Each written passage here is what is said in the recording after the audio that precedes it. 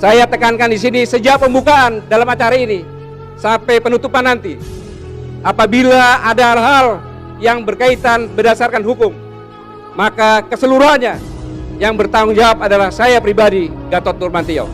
Alhamdulillah sudah terbentuk kami di berbagai daerah, bahkan di luar negeri. Mayoritas umat Islam itu masih bersatu, khususnya Muhammadiyah dan NU masih bersatu. Penguasaan suatu negara oleh kekuatan yang lain tidak lagi harus dengan fisik, namun bisa menggunakan proksi, mengintervensi pemilu dan memilih pejabat untuk pada saatnya pejabat tersebut bisa dikendalikan, bahkan menjadi boneka bagi kepentingan lain yang bukan tujuan dan kepentingan negara. Maka mulai saat ini, dari tempat yang bersejarah ini, kita bertekad untuk memulai sebuah gerakan moral untuk perbaikan dan perubahan Indonesia ke arah Indonesia yang lebih baik. Tunggulah komando. Sangat mungkin ada tekanan, ada intimidasi, dan berbagai bentuk rekayasa yang ingin menggembos gerakan kita ini. Namun kita tidak akan berhenti, dan kita tidak mudah dihentikan, dan kita tidak boleh berhenti.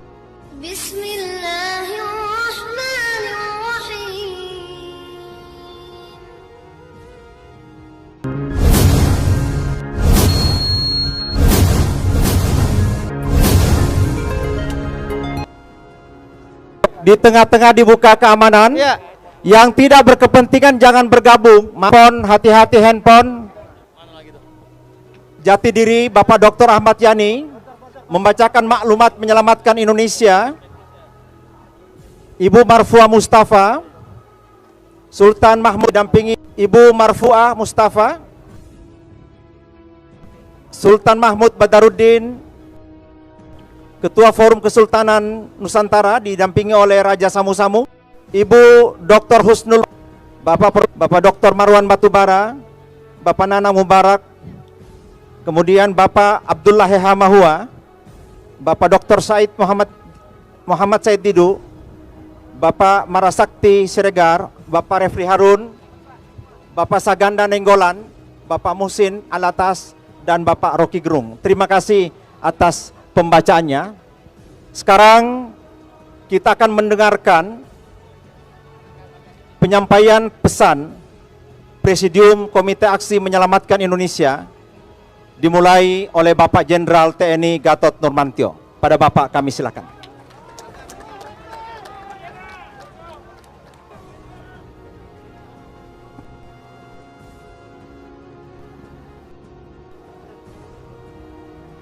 Bismillahirrahmanirrahim.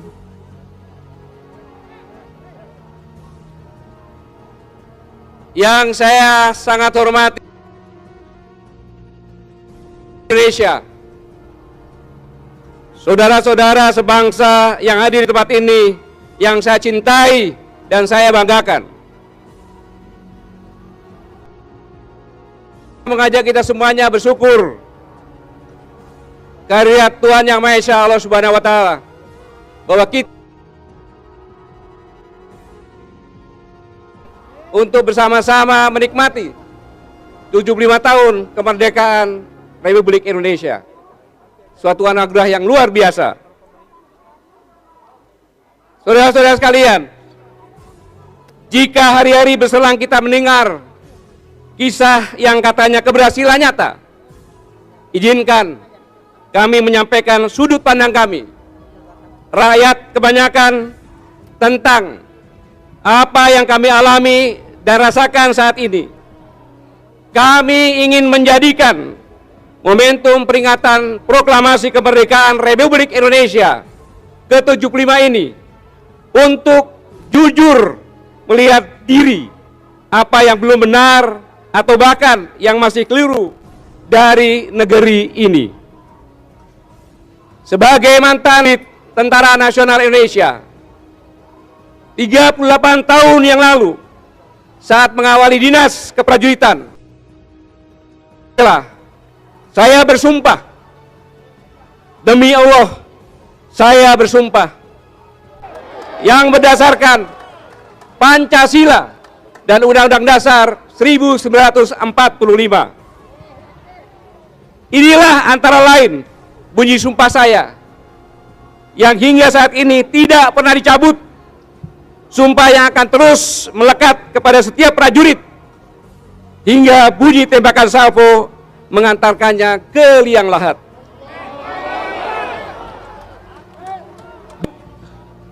Dan atas nama sumpah ini pula lah saya bertas seluruh rakyat Indonesia. Saya ingin melakukan langkah untuk menjaga kesetiaan Negara Kesatuan Republik Indonesia yang berdasarkan Pancasila dan Undang-Undang Dasar 1945 sebagaimana tercantum dalam pembukaan Undang-Undang Dasar 1945. Jika hari-hari ini kita mendengar dan menyaksikan bumi pertiwi sedang dirundung berbagai masalah, saya ingin mengajak kita sekalian untuk mengingat beberapa hal. Pertama, pada tanggal 10 Maret 2014, saya berkesempatan berdialog dengan Civitas Akademika Universitas Indonesia. Saya antara lain berbicara tentang proxy war yang telah menjadi satu ancaman yang luar biasa terhadap kedaulatan suatu bangsa. Penguasaan suatu negara oleh kekuatan yang lain tidak lagi harus dengan fisik, namun bisa menggunakan proksi, mengintervensi pemilu, dan memilih pejabat untuk pada saatnya pejabat tersebut bisa dikendalikan, bahkan menjadi boneka bagi kepentingan lain yang bukan tujuan dan kepentingan negara. Adalah salah satu bahaya dari proxy war yang saya katakan hal ini diperburuk dengan tubuh dan kembangnya oligarki kekuasaan di negeri ini. Kekuasaan dimainkan, dikelola oleh kelompok orang, dan lebih tidak beruntung lagi bagi kita semua, mereka melakukan dengan topeng konstitusi. Apakah benar sekarang hal ini terjadi di negeri kita? Adalah rakyat Indonesia yang berhak menjawab. Kedua, 3 tahun yang lalu, tanggal 24 Oktober 2017, sesaat setelah pembukaan konferensi internasional dan tabletop exercise untuk Global Health Security 2017, saat itu kita patut mewaspadai adanya ancaman senjata biologis massal yang diciptakan untuk melumpuhkan negara lain dan berpotensi menciptakan epidemik. Hari-hari ini kita semua berjuang mengatasi epidemi COVID-19. Saya tidak menyatakan bahwa pernyataan saya 3 tahun yang lalu itu sepenuhnya tepat adanya. Tetapi sekali lagi, hari-hari ini kita telah dan sedang menghadapi pandemik yang tidak mudah ditaklukkan. Apalagi jika respon terhadap ancaman ini dipenuhi dengan sikap menggampangkan dan bahkan lebih berfokus yang mestinya bisa lebih dulu dikesampingkan. Saudara-saudara rakyat Indonesia yang sangat saya cintai dan banggakan, sungguh bersyukur kita hidup di bumi Indonesia, negara besar terbagi dari 3 zona waktu, wilayahnya pun dunia, tak terbilang banyaknya jenis sumber daya alam, mulai dari ake sampai berlian, mulai dari ikan teri sampai ikan paus, semuanya ada yang terpendam dan terserak di bumi pertiwi. Dalam kondisi seperti itu, tentu negeri ini sangat menarik bagi siapa saja. Beribu kepentingan negara dan kekuatan lain bersilang sengketa di negeri kita. Kadang dalam sunyi, tetapi tidak jarang pula dalam keriuhan. Mereka, negara dan kekuatan lain untuk berjuang kepentingan nasionalnya. Mereka melakukannya untuk keselamatan masa depan rakyatnya. Lantas apa yang keliru? Kitalah yang terlalu berlapang dada membuka diri untuk dieksploitasi, tetapi lebih untuk kepentingan mereka, bukan kemaslahatan rakyat dan bangsa Indonesia. Saudara-saudara sebangsa dan setanah air, dalam semua carut-marut seperti itu, ada hal esensial yang harus kita lakukan sebagai bangsa. Perlunya kita bersatu dalam keyakinan bersama bahwa sebagai bangsa kita tidak boleh dan jangan perlu dipecah belah untuk kepentingan apapun. Mari kita hentikan segala bentuk pembelahan bangsa dengan alasan apapun. Ingat, kita negara yang kaya dan subur makmur. Syukur alhamdulillah dikaruniai pula masyarakat yang toleran, welas asih dan penuh semangat gotong royong. Mari di tengah kondisi sulit sekarang ini yang juga dialami oleh seluruh negara lain di dunia, sesungguhnya Indonesia punya kekuatan yang sangat luar biasa. Indonesia memiliki seluruh potensi untuk menjadi negara maju. Itu artinya Indonesia akan dapat lepas dari segala kesulitan. Sedikit saya sampaikan peluang bahwa kita populasi ada 260 juta rakyat yang merupakan pasar domestik yang sangat kuat. Sumber daya alam dipakai mencukupi kebutuhan dalam negeri dan diolah lebih bernilai tambah. Jangan khawatir swasta yang mendapat untung, karena bila tidak akan melawan hukum ekonomi dan bisa seperti komunis. Perpajakan mestilah adil, semakin besar untung, semakin tinggi tambahan bagi negara. Semestinya terbuka dan transparan, sehingga tidak akan mudah melakukan kong kali kong atau persekongkolan. Selanjutnya, saya singkat tentang fiskal.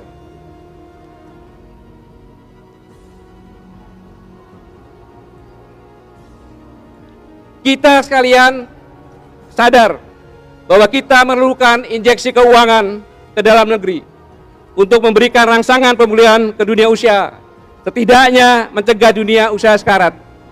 Tetapi kita sadari, mencetak uang akan melemahkan nilai rupiah, menambah hutang akan menambah beban fiskal karena bunga dan cicilan. Bagaimana caranya? Tanpa menambah hutang dan mencetak uang kita bisa hidup, mampu menjadi stimulus ekonomi negeri, yaitu saran dari kami perlu didiskusikan. Pemerintah menerbitkan e-rupiah, hanya bisa transaksi antar e-rupiah. Dengan demikian maka kita semuanya sudah mempraktekkan di jalan tol. Ini sedikit saran dan sekali lagi mari bersama-sama kita mohon kehadirat Tuhan Yang Maha Esa agar kita semuanya mendapat bimbingan, petunjuk, rahmat dan hidayahnya untuk melanjutkan perjuangan demi negara kesatuan Republik Indonesia yang sangat-sangat kita cintai. Dan selanjutnya sebelum dua tokoh Muhammadiyah dan NU berbicara, sebagai inisiator Profesor Din, Profesor Ahmad Wahab, Dr. Bahtiar Hamzah, Dr. MS Kaban, dan lain-lainnya. Saya tekankan di sini sejak pembukaan dalam acara ini sampai penutupan nanti, apabila ada hal-hal yang berkaitan berdasarkan hukum, maka keseluruhannya yang bertanggung jawab adalah saya pribadi, Gatot Nurmantio. Kami persilakan. Wassalamualaikum warahmatullahi wabarakatuh. Waalaikumsalam. Kami persilakan Bapak Profesor Dr. Rohmat Wahab, Ketua Komite Hittah Nahdlatul Ulama. Pak Rohmat Wahab, kami persilakan. Assalamualaikum warahmatullahi wabarakatuh. Bapak, Ibu-ibu dan saudara-saudara sebangsa dan setanah air, wabil khusus yang hadir di tempat yang mulia ini. Marilah kita tidak hentinya memanjatkan puji syukur kehadirat Allah Subhanahu wa taala karena izinnya dan kekuatan diberikan pada kita, terlebih-lebih kesehatan, sehingga kita bisa hadir di tempat ini dan dimanapun berada menyaksikan suatu peristiwa yang sangat bersejarah bagi bangsa Indonesia. Mudah-mudahan apa yang menjadi hajat kita mendapat ridho dari Allah Subhanahu wa taala. Salat dan salam mudah-mudahan tetap tercurahkan atas Nabi besar Muhammad SAW yang telah memberikan keteladanan pada kita, terlebih-lebih hidup di jalan yang lurus, hidup yang berkomitmen dengan nilai-nilai religius yang diantaranya adalah kita harus hidup di dunia ini hanya dua orientasi, yaitu beribadah dan menjadi khalifah di bumi. Sebagai hamba yang wajib beribadah, kewajiban masing-masing untuk terus meningkatkan ketakwaan kita sampai dipanggil oleh Allah kapanpun siap, karena kita selalu mengikat diri dengan wala tamutunna illa wa antum muslimun. Yang kedua, menjadi khalifah fil ardh, menjadi bagian kita untuk menjadi pemimpin bagi diri sendiri, bagi keluarga, bagi lingkungan, dan dimanapun kita berada. Kita akan ditanya oleh Allah tentang pertanggungjawaban kita untuk menjadi pemimpin di dunia ini. Termasuk juga para profesional tidak bisa berdiam diri, menutup diri hanya untuk kepentingan sesaat, tapi harus visioner, harus berorientasi pada kepentingan rakyat, kepentingan publik, dan kepentingan masyarakat. Dan itu harus diutamakan sebagai produk yang mulia di sisi Allah Subhanahu wa taala. Oleh karena itulah kita semua menjadi saksi bagaimana orang-orang terpilih yang dipilih Allah juga untuk hadir di tempat ini memiliki tanggung jawab moral untuk mengisi kekosongan. Semuanya sudah disampaikan. Pihak yang kita harapkan mewakili suara-suara kita, hati nurani kita, ternyata hingga kini kita hopeless, kita tidak banyak harapan yang kita inginkan. Kita tidak ingin berkepanjangan, kita tidak ingin Indonesia ini jatuh ke tempat yang serendah-rendahnya. Sebagaimana Allah katakan, ya, kita dijadikan hamba yang paling sempurna, tapi ingat, pada saatnya kita akan jatuh di tempat yang paling rendah, kecuali orang yang beriman dan beramal soleh. Inilah yang kita harus pegang betul-betul. Oleh karena itulah, bagi siapapun, ilmuwan, politisi, dan siapapun, sepanjang hidupnya itu menggantungkan diri pada Tuhan Yang Maha Esa, insya Allah apa yang kita lakukan selalu terkontrol dan terarah untuk kesejahteraan umat, kemanfaatan umat. Oleh karena itulah kita hadir di sini bukan hanya untuk show up, show of force, tapi ingin mewakili sebagai bukti kita ini punya tanggung jawab moral secara kolektif, bersama-sama menyampaikan kepada rakyat yang perlu mendapatkan jawaban yang saat ini baru berbentuk pemikiran yang nantinya akan di follow up dengan ide-ide konstruktif berupa kebijakan, rencana kebijakan dan sebagainya yang kita berikan pada pihak yang punya tanggung jawab untuk mengeksekusi kegiatan atau kebijakan itu. Selanjutnya, hidup ini tidaklah ahistoris. Hidup ini adalah sangat historical. Karena itulah patut kita mengacu pada seorang sejarawan yang sangat terkenal di abad 20, yaitu Arnold J. Toynbee, yang menulis Study of History, memberikan catatan penting bagi kita. Ada yang harus kita pahami bahwa hidup ini berproses dari lahir, tumbuh, mati, dan lahir. Menarik sekali, bukan berakhir dengan mati, tapi lahir. Oleh karena itulah, karena kita ini punya visi ke depan, yang kita pikirkan bukan hidup di dunia, tapi hereafter, hidup setelah di dunia ini. Kita begitu mati, kita harus bangkit lagi, hidup di saatnya, yang harus lebih baik daripada sekarang. Oleh karena itulah, orang yang punya pemikiran itu, hidup kesehariannya selalu berhati-hati. Tidak sembarangan, karena kita tidak ingin mati seterusnya. Tapi kita yang hidup, jangan sampai menunggu di akhirat. Tapi di alam kubur pun juga kita harus hidup. Karena nama boleh mati, tubuh boleh mati. Tapi para syuhada, matinya hanya fisik. Namanya, jasanya akan hidup ila yaumil qiyamah. Oleh karena itulah kita memang tidak diberikan kekuatan yang sama, punya keunggulan yang berbeda-beda, individual differences. Kita punya keunggulan masing-masing, kita tunjukkan keunggulan itu, kita berikan yang terbaik untuk bangsa ini. Iya Pak Wahab, oke. Bu, belum? Nanti tinggal 2-3 statement. Oleh karena itulah kami ingin menyadari individual differences, keunggulan kita masing-masing, mari kita manfaatkan untuk membangun kekuatan baru sebagaimana yang dijanjikan oleh Allah. Al-jama'atu rahmatun wal furqatu adabun, melalui Rasulullah. Bersatu kita itu rahmat dan bercerai kita itu tersiksa. Nah, karena itulah kita ambil pelajaran. Saya selalu ingat Pak Hasyim Muzadi, Kiai Hasyim Muzadi Amafullah, bahwa dunia Arab, dunia Islam itu banyak berguguran. Diincar adalah Indonesia yang masih utuh. Mengapa Indonesia utuh? Karena masih mayoritas umat Islam itu masih bersatu. Khususnya Muhammadiyah dan NU masih bersatu. Kalau Muhammadiyah dan NU tidak bersatu, maka Indonesia ini sudah tidak ada lagi. Kita jaga. NU pun juga ada faksi-faksi. Kita harapkan bisa menyatu. Demikian pula Muhammadiyah ada faksi-faksi. Kita satukan. Ada Al-Risad, ada Persis dan sebagainya. Lebih luas lagi. Demikian pula Islam tidak hanya untuk Islam, rahmatan lil alamin. Jadi tidak boleh mayoritas tirani. Tapi kita harus melindungi yang lainnya. Jangan khawatir. Islam selalu memberikan kebaikan bagi yang lainnya. Inilah yang harus menjadi komitmen kita semua. Saya yakin siapapun ada di sini ingin memberikan yang terbaik. Terakhir, mohon maaf Pak, terakhir kita terus saja dari awal bangga kebijakan kita itu orientasi SDM. Hanya pada rumusan, tapi harus implementatif. Nah, kita melihat pendidikan dewasa yang sebenarnya digambarkan nanti. Oleh karena itulah kita harus bersatukan diri. Kita tidak informal dan non formal. 45 generasi emas tidak akan pernah terwujud. Naik bersama-sama. Ya. Allah Ta'ala melindungi kita semua. Assalamualaikum warahmatullahi wabarakatuh. Waalaikumsalam. Kami ingatkan jangan tolong masker tetap dipakai. Baiklah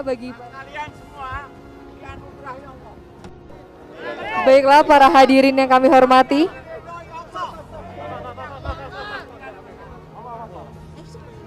Kepada Profesor Dr. Bapak Din Syamsuddin, kami persilakan untuk memberikan penyampaian pesan Presidium Koalisi Aksi Menyelamatkan Indonesia.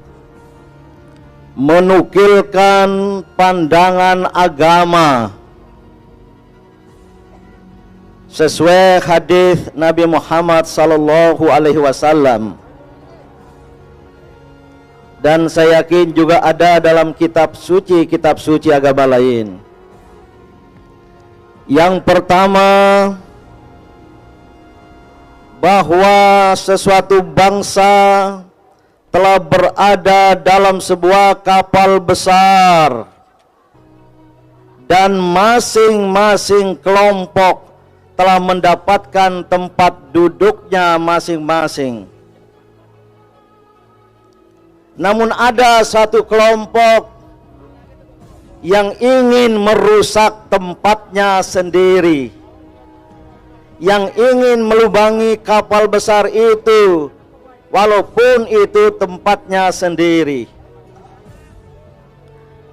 Maka Nabi Muhammad sallallahu alaihi wasallam berpesan dan menyatakan, jika orang banyak menyelamatkan mereka, menyelamatkan kapal besar dari segelintir orang-orang jahat yang ingin melubangi tempatnya sendiri, jika diselamatkan, maka kita semua akan selamat. Mereka akan selamat dan kita semua akan selamat. Tetapi jika orang banyak membiarkan, orang banyak berdiam diri, membiarkan kerusakan demi kerusakan, membiarkan orang yang bahkan merusak tempatnya sendiri, dan apalagi merusak tempat orang-orang lain, apa kata Rasulullah? Mereka akan celaka dan kita semua juga akan celaka karam bersama karamnya kapal besar bangsa itu. Keadaan ini sama dengan yang dihadapi oleh bangsa Indonesia. Betul? Bangsa Indonesia tengah menghadapi masalah besar. Telah terjadi kerusakan demi kerusakan, sebagaimana yang kami nyatakan dalam maklumat menyelamatkan Indonesia tadi. Maka marilah kita bangkit untuk penyelamatan. Pesan agama yang kedua juga berdasar dari hadis Nabi Muhammad SAW. Bantulah saudaramu yang zalim maupun yang mazlum.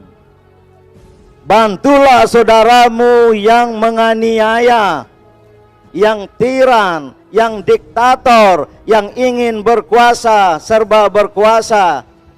Tapi juga bantu saudara-saudaramu yang teraniaya.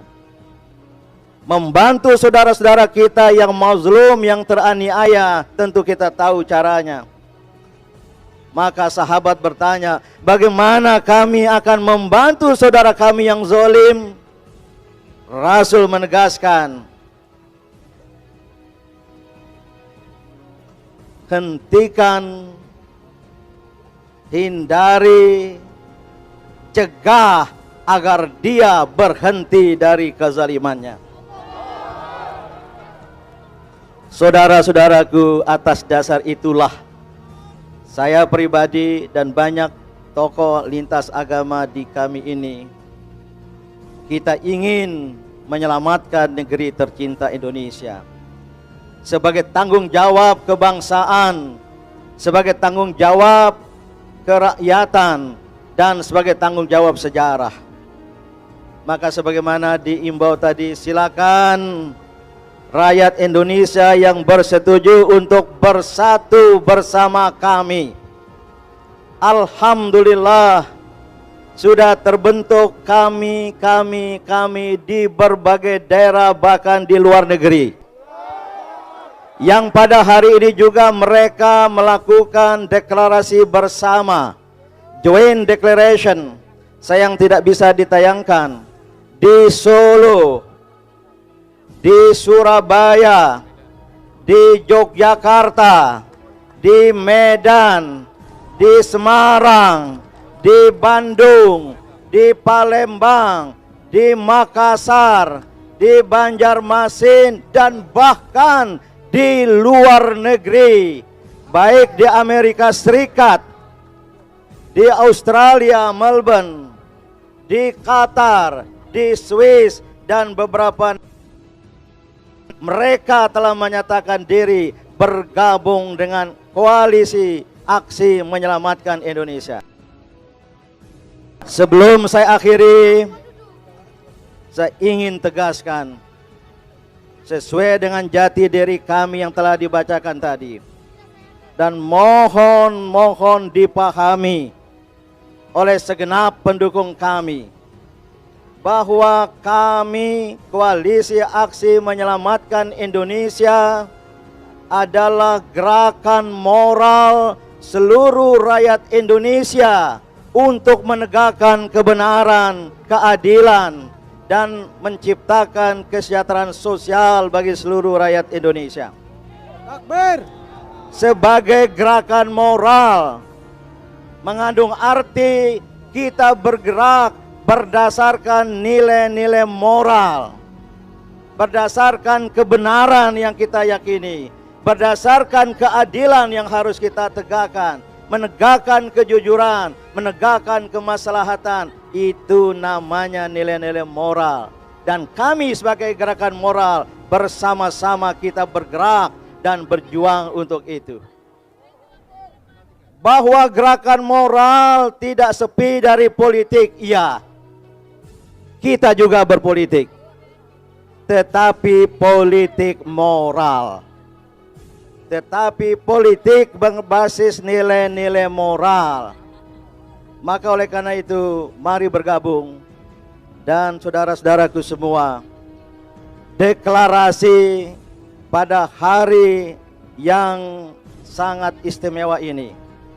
18 Agustus 2020 mengingatkan kita 75 tahun yang lalu ketika Undang-Undang Dasar 1945 disahkan, pembukaannya disepakati, di dalamnya terdapat Pancasila, maka kita berpendapat hari lahir Pancasila adalah 18 Agustus 1945. Saya ingin ingatkan, ini hanyalah deklarasi. Deklarasi bukan akhir. Deklarasi adalah awal.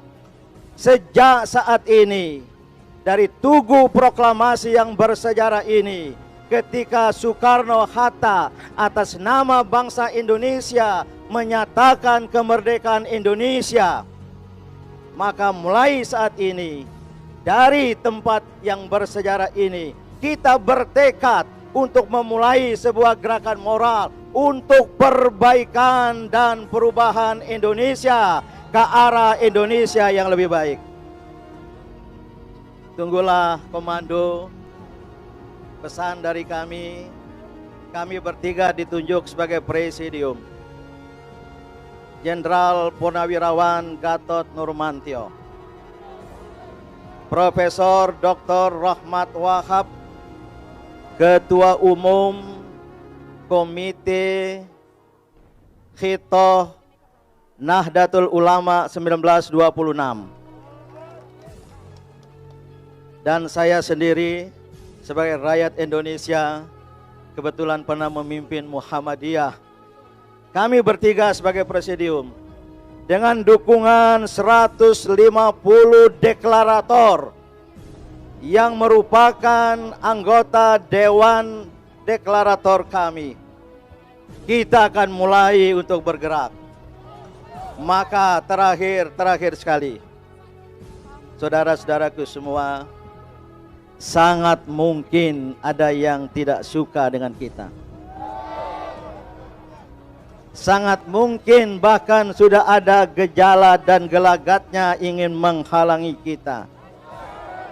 Sangat mungkin ada tekanan, ada intimidasi, dan berbagai bentuk rekayasa yang ingin menggembos gerakan kita ini. Namun dengan semangat dan tekad perjuangan semata-mata untuk bangsa dan negara, untuk umat manusia, dan sebagai muslim semata-mata lillahi rabbil alamin, dan pemeluk agama lain dengan keyakinannya masing-masing, kita tidak akan berhenti dan kita tidak mudah dihentikan dan kita tidak boleh berhenti. We are at the point of no return. Kita berada pada titik yang tidak ada kembali. Kita maju terus. Maka saya mohon betul, khusus hari-hari ini mungkin saja ada yang ingin mengacau, ada yang ingin menghasut. Maka jangan terhasut, jangan terprovokasi. Jangan satu kerikil kecil pun terlemparkan. Jangan satu ucapan kebencian, ujaran kebencian apapun terlontarkan. Ketika ada di tengah jalan yang ingin menghasut kita, yang ingin mengganggu kita, ucapkanlah merdeka. Ucapkanlah sebagaimana agama, semoga Anda mendapat kesan dan hidayah dari Allah SWT. Saya pesankan betul, acara yang mulia ini, acara yang baik ini, maka saya tidak ingin Jenderal Gatot Nurmantio saja, kami berdua juga ingin bertanggung jawab. Dan oleh karena itu, dukunglah kami dengan rasa tanggung jawab. Kembalilah pulang dengan tenang. Wabillahi taufiq wal hidayah. Wassalamualaikum warahmatullahi wabarakatuh.